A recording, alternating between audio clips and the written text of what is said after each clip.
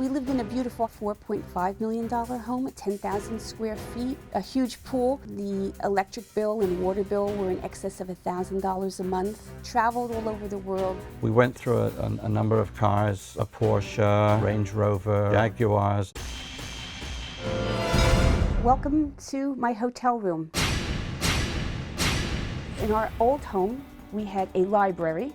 Now I have a couple of books on a suitcase. I used to have walk-in closets, and now I have plastic tubs. I had a beautiful kitchen, sub-zero fridge. Now I have mini fridge. We had to take all our jewelry and pawn it. I don't even wear wedding bands now. Everything that we've worked for went just to keep us afloat. And this is my biggest fear, that I'll be homeless.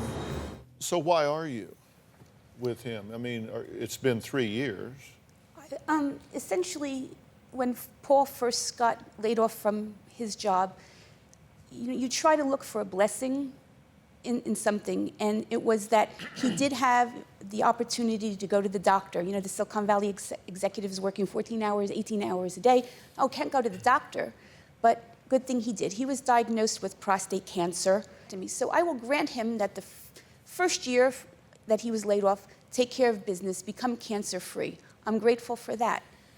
But at this point, I don't like to deliver ultimatums, but Dr. Phil, I am emotionally drained. I don't know when or if we will be homeless. If you asked me to hedge a bet right now, I'd say it could be, we're one paycheck away from it. If something happens to my health, where would we be? So you're bringing in money right now? I bring in the money. Okay, so you're working. I work. How many hours a day? Well, I've been fortunate enough not to have to be a waitress any longer. I work in the medical field. I was called back, so that's working an 8-hour day. But I have an 80-mile commute round trip, so that's draining. So when you were working as a waitress, what were you doing those hours that she was working as a waitress? I'm at home basically writing resumes, responding to recruiters, on the phone, getting pre-screened for interviews. What time do you get up in the morning usually? About 9 o'clock. Sometimes. When I worked closer to where we lived, I'd run home sometime, maybe for lunch, and he'd be in bed. And the excuse So like noonish? 11:30, yeah, noonish, in bed.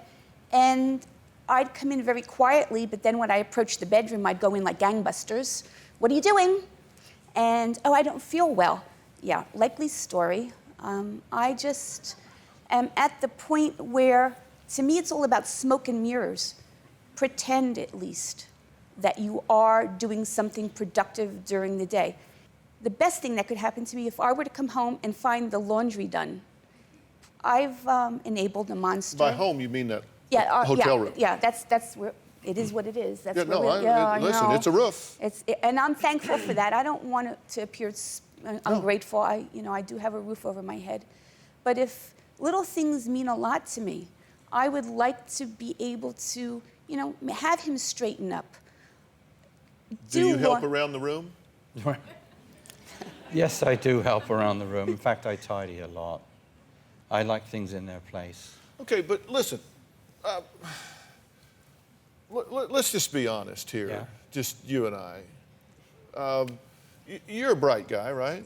I like to think so. And you're able-bodied. I am. How come you're not working? I worked in the high-tech industry, and I specialized in certain aspects of it. How much money did you make yesterday? Yesterday, did I make? Nothing. How much you make a day before? Nothing. Do you have a story or a question for me? Click the link in the description and tell me what in the world is going on.